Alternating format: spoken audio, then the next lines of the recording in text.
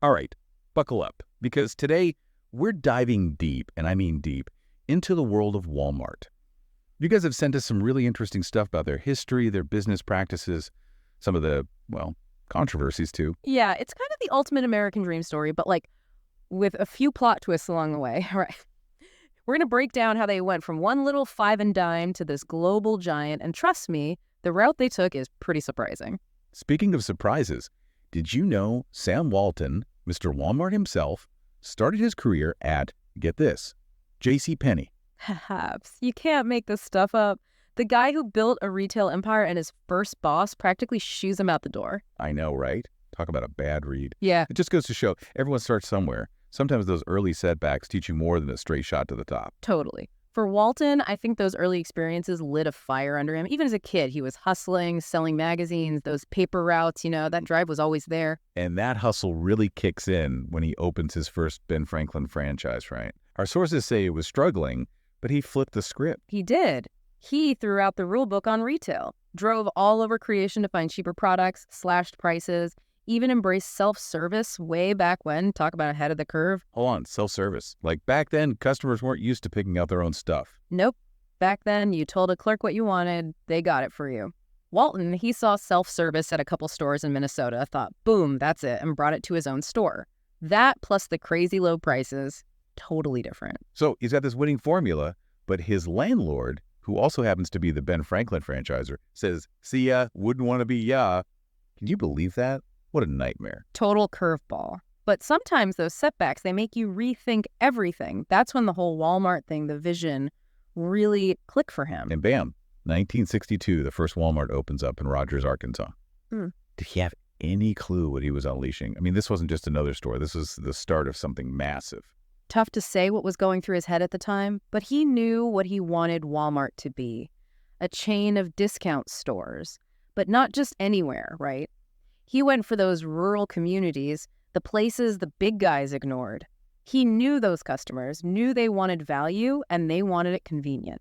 And he went to some pretty extreme lengths to make that happen. One of our sources mentioned how he'd study the competition, like really study them. Oh, yeah, he was notorious for that. Yeah. He'd walk into a competitor's store, and it wasn't just to see what they had on the shelves. He wanted to know how they did everything better, cheaper. Borrowed ideas, adapted them, sometimes straight up copied them. That's the kind of drive that built Walmart. So driven, ambitious, but maybe not always playing by the rules. Let's just say he was a master at finding the loopholes. And it worked, right? Walmart exploded. But that's success. It came with a price. Growing that fast, I bet there were some bumps in the road, right? Financially, I mean. Oh, for sure. Scaling up like that takes serious cash.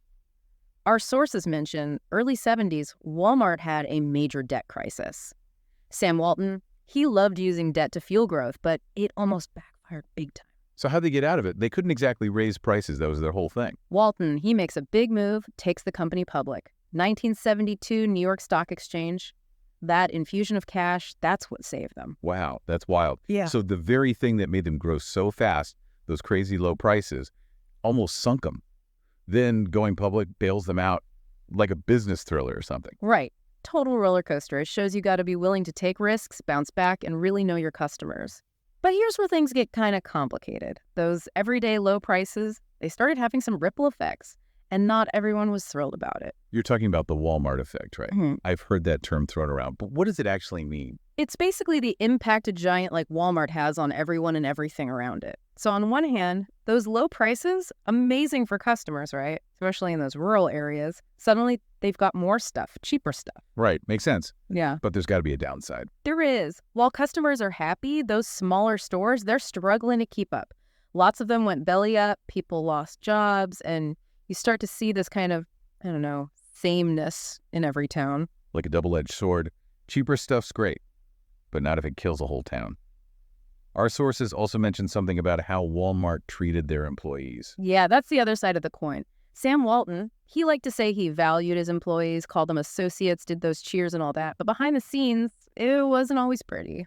Low wages, not great benefits, trying to keep the unions out. Bingo. To get those super low prices, something's got to give. And a lot of times it was the workers. They kept labor costs way down. One source mentioned this open door policy thing. Employees could go straight to the top with their concerns. Sounds good on paper, but it seemed like a way to prevent unions from forming. Classic move, right? Looks like they care, but really they're just trying to control things. And it worked. Combine that with the low wages, and people started to question if Walmart cared about anything but profits. And this wasn't just in the US, right? As Walmart went global, those practices, they followed. Absolutely. They wanted those low prices everywhere, but that meant squeezing suppliers, cutting corners. There's that crazy story from Mexico, millions in bribes just to get stores built faster. It's hard to believe, honestly. Makes you wonder what they're not telling us about those everyday low prices. It's like, what are we really paying for? The stuff on the shelves is cheap, but the real cost? That's a different story. It's a lot to unpack. We've got this complex guy, Sam Walton, changed the game, but played kind of dirty sometimes. Then you've got the whole Walmart effect thing, hurting local businesses, treating workers unfairly. It's messy, no doubt. And as Walmart gets bigger, goes global, it only gets messier. It's like this massive success story has this like underbelly, this whole other thing going on that we don't see. Exactly. And it's easy to forget, right? We get caught up in the deals, but are we turning a blind eye to stuff we shouldn't be? That's the question, isn't it? It's everywhere now, not just Walmart. Companies going global, cutting costs. But at what cost, right? Yeah, it's a conversation we need to be having. We saw with Walmart, going for those rock bottom prices, it's not always pretty. It's the workers, the towns, even the environment. It all adds up. So Walton, he passes away in 92, right? Anything change? You'd think so, right? But no, if anything, they doubled down. Late 90s Walmart, they're the biggest employer in the world. Wow. Talk about influence. Exactly. And despite all the criticism, all the controversies, they just kept growing. They're practically woven into the fabric of, well, everything now. So after all this deep dive, what are we left with? What should we be thinking about? I think it boils down to this. We got to be smarter shoppers. We can't just look at the price tag anymore. We got to look at what went into it. Like you said, those low prices, they often come with a hidden cost. Right. And every time we buy something, we're supporting that, good or bad. That's something to think about.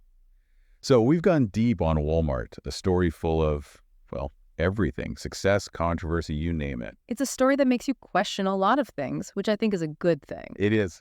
Until next time, everybody, keep asking those tough questions.